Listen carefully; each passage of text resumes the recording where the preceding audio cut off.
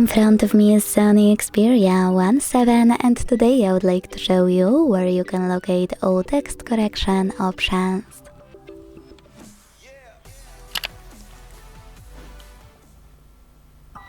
Begin by going into Devices Settings and scrolling all the way down right away.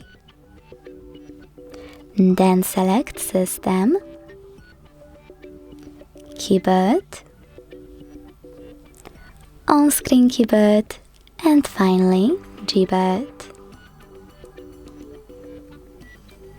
Now it's time to click on Text Correction and manage all of those options however you want to. If you want to access text correction options much faster in the future, use this switcher next to Show Suggestion strip to activate it.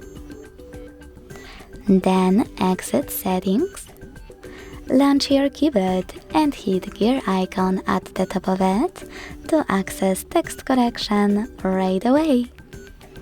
Thanks so much for watching. If you enjoyed this video, leave a like, comment and subscribe.